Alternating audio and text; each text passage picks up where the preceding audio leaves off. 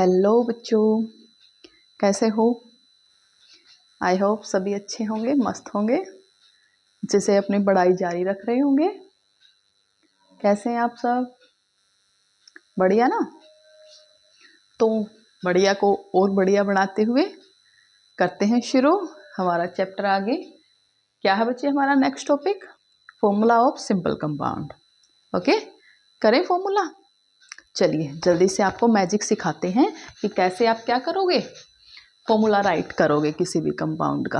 Okay, तो उसके लिए क्या होना चाहिए, क्या पता होना चाहिए आपको फॉर्मूला राइट करने के लिए? ओके, क्या? एक तो आपको उसका सिंबल याद होना चाहिए बच्चे। क्या याद होना चाहिए? सिंबल। ओके, सेकंड क्या याद होना चाहिए? उसकी वैलेंसी।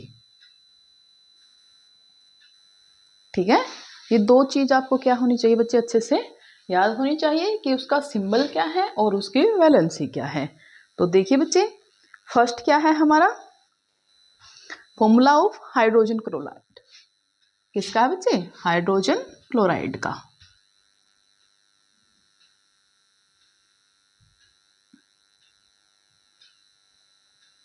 हाइड्रोजन क्लोराइड, हाइड्रोजन का सिंबल, इसका मतलब क्या है? कितने एलिमेंट है इसके अंदर? दो एलिमेंट। कितने हैं? दो।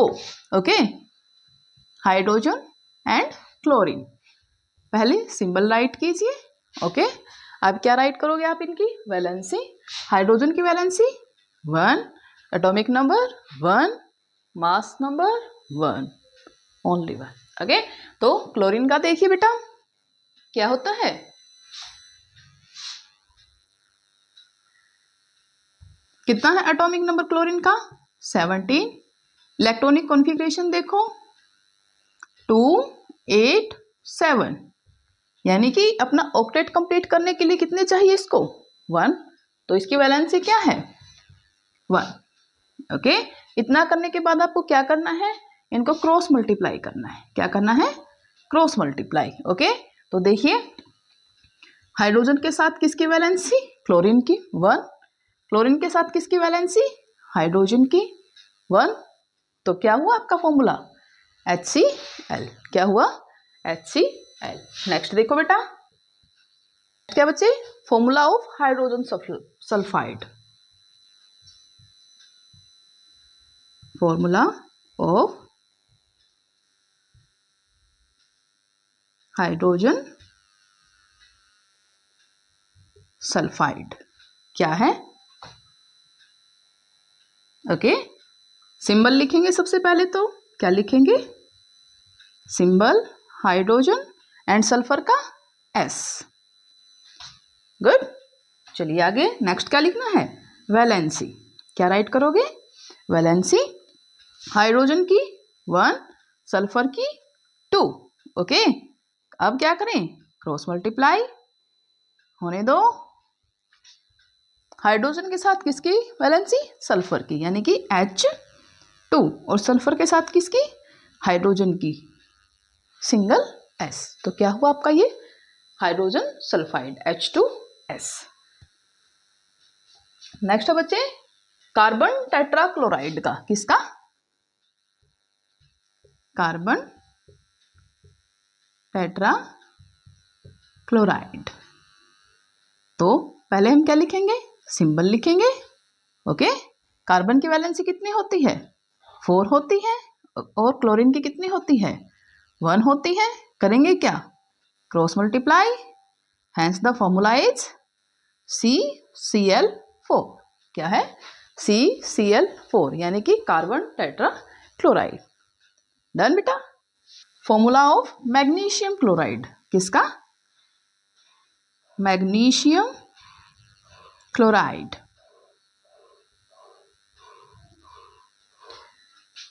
Mg4 magnesium, Cl4 chlorine, valency of Mg2 कितना होता है atomic number? 12। Okay, and chlorine की 1। करोगे क्या? Cross multiply, and the formula is MgCl2। MgCl2। Done बेटा, आ गया समझ में? किसी को कोई तकलीफ, कोई दिक्कत, कोई समस्या? नो समस्या। तो चलिए आगे। Formula of aluminium oxide. किसका? Aluminium oxide. करें? चलिए। Al for aluminium, oxygen for oxide, valency of aluminium 3, कितनी? 3, एंड वैलेंसी ऑफ ऑक्सीजन 2। अब क्या करना है? वही जो अब तक करते आए हो। क्या? Cross multiply. राइट कीजिए Al2 and O3, Al2 and O3। Okay. Next किसके लिए है? कैल्शियम ऑक्साइड के लिए। Formula of calcium oxide. Ca for calcium, O for oxygen. Valency of calcium 2 and oxygen की 2। क्या करोगे? क्रॉस करोगे। क्या लिखोगे आप? Ca2O2। देखो बच्चे, जब क्या हो? वैलेंसी सेम हो। क्या हो? वैलेंसी सेम हो। तो हम क्या कर सकते हैं? उस दोनों की जो आपकी वैलेंसी है उसको आप हटा सकते हो, सिंगल आप सिंपल लिख सकते हो। क्या लिखोगे? CaO। क्या लिख सकते हैं आप? CaO। And this is calcium oxide. क्या बन गया आपका? कैल्शियम ऑक्साइड बन गया। आई बात समझ में अच्छे से कि कैसे हमने क्या किया? Sodium nitrate,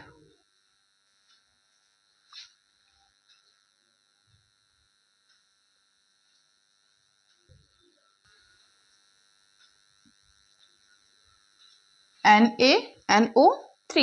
okay. Valency of sodium 1 and यहां पर क्या है आपकी? ऑल्सो 1।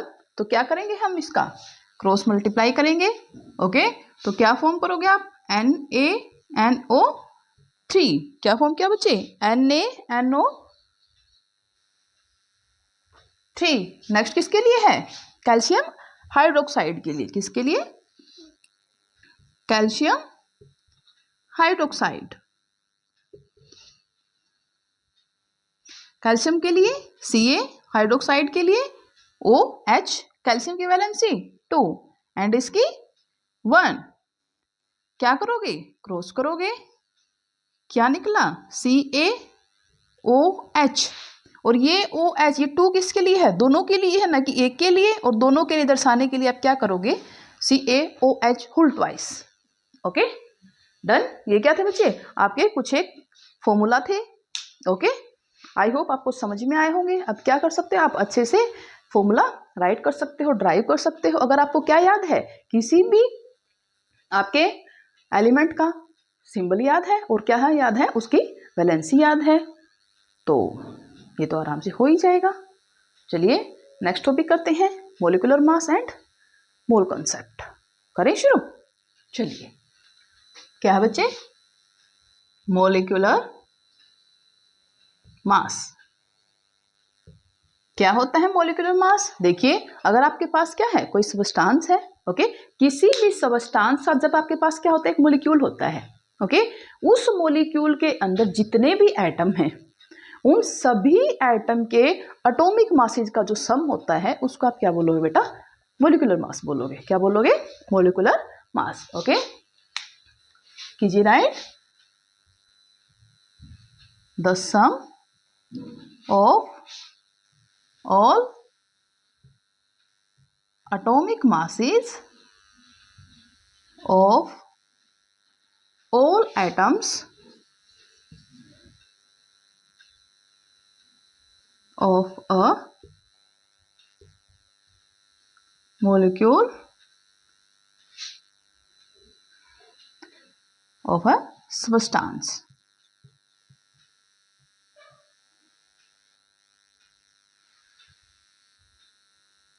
is called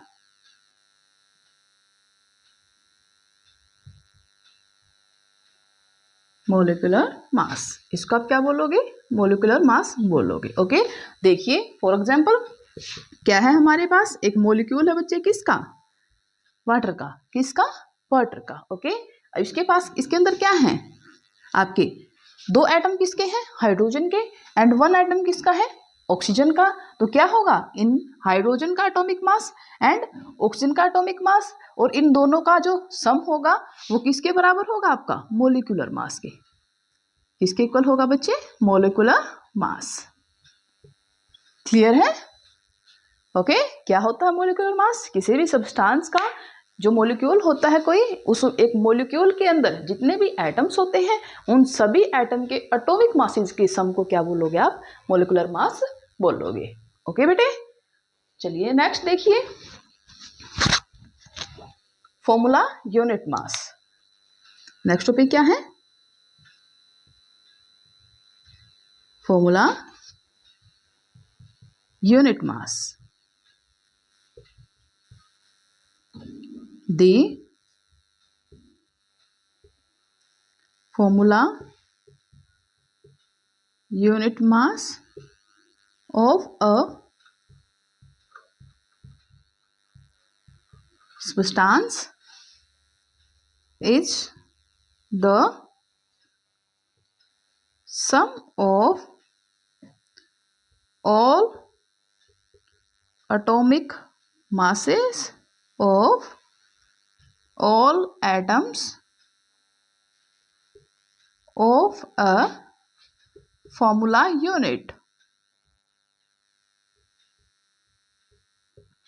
एक फॉर्मूला यूनिट के अंदर जितने भी एटम्स होते हैं उन सभी एटम्स का जो एटॉमिक मास का जो सम होता है बच्चे, उसको आप क्या बोलोगे? फॉर्मूला यूनिट मास बोलोगे। ओके, जैसे कि देखिए for example, formula unit mass किसका निकालोगे आप? कैल्शियम क्लोराइड का। किसका? कैल्शियम क्लोराइड का। कैल्शियम का एटॉमिक मास कितना होता है बच्चे? क्या राइट करोगे?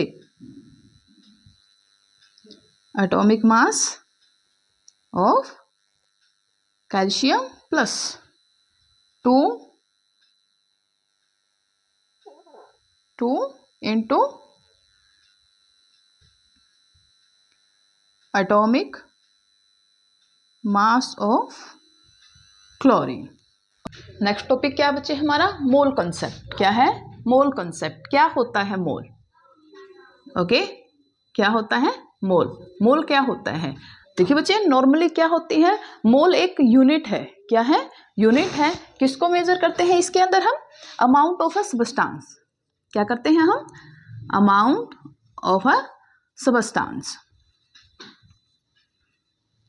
क्या है ये? एसआई यूनिट है किसी भी सब्सटेंस के अमाउंट को मेजर करने के लिए, जिसको हम किसमें कैसे डिनोट करते हैं? हम इसको MOL, small m।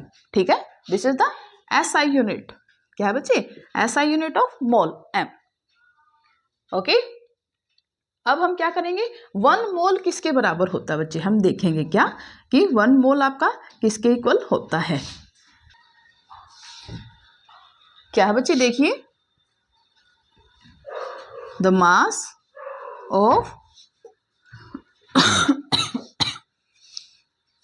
1 mole of a substance is equal to the relative atomic or molecular mass in ग्राम। किसमें? ग्राम में। ठीक है, एक मोल क्या होता है?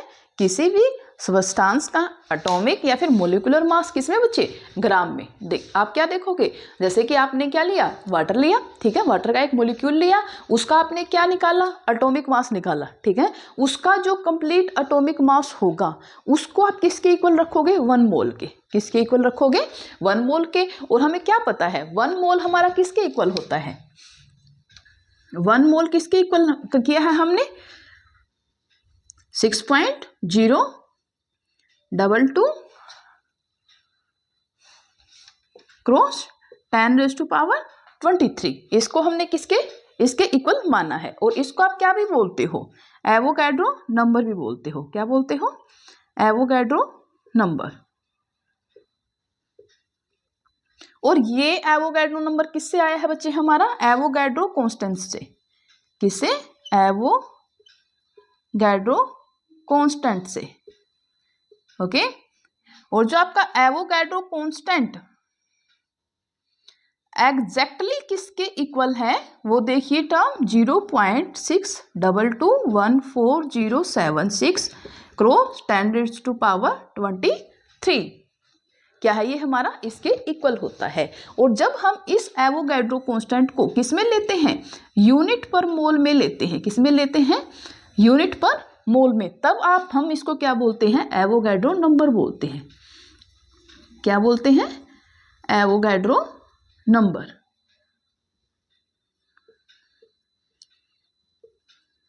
ओके। यही जो आपका कंसेप्ट है। आगे आप क्या करते हो? क्या कि आपने अगर कोई भी नंबर ऑफ पार्टिकल्स निकालने हैं या फिर क्या है आपको नंबर ऑफ मोल्स निकालने हैं, अगर क्या दे रखा हो, नंबर ऑफ पार्टिकल्स दे रखे हैं या तो क्या दे रखा है आपका मोलिकुलर मास दे रखा है, किसी भी केस में आप क्या कर सकते हो? आसानी से number of moles find out कर सकते हो। ओके बच्चे, आया समझ में? क्या है मोल?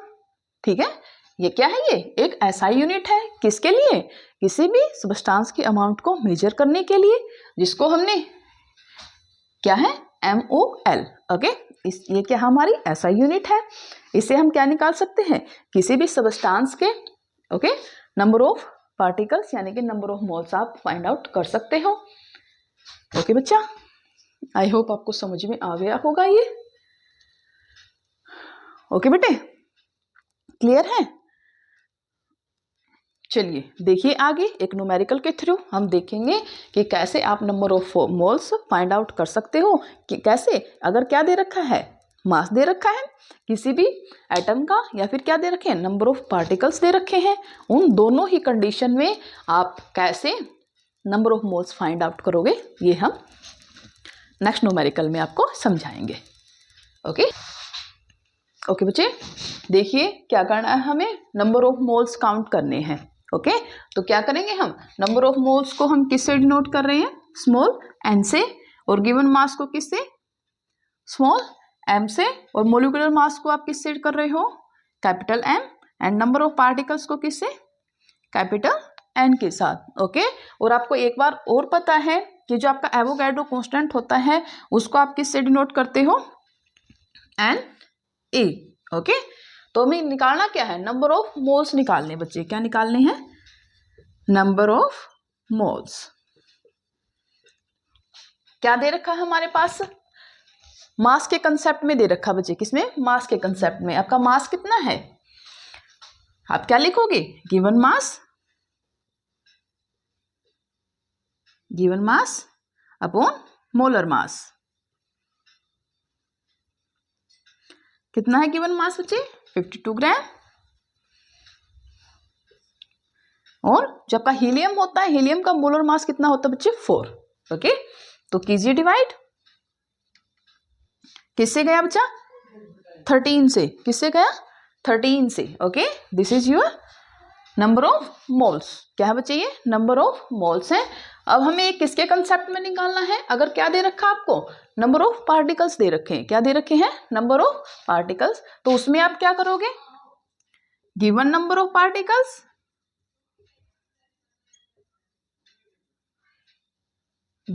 Particles upon Avogadro number. Avogadro number. तो देखिए कितना है given number of particles? Value put कर दीजिए 12044 cross 10⁻23 divided by Avogadro constant 2 cross 10⁻23। कितने से जाएगा बच्चे? 2 से। तो नंबर ऑफ मोल्स कितना हो गया आपके? 2। कितने होंगे? 2।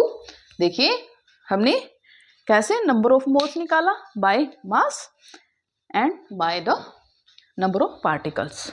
ओके बच्चे आ गया कंसेप्ट अच्छे से समझ में? ओके, तो आज की क्लास में इतना ही। कल फिर मिलते हैं इसी साथ। ओके, कल अगर एक नए चैप्टर के साथ फिर से मुलाकात होगी। तब तक अपना ख्याल रखिएगा, पढ़ते रहिए, हंसते रहिए, मुस्कुराते रहिए। See you.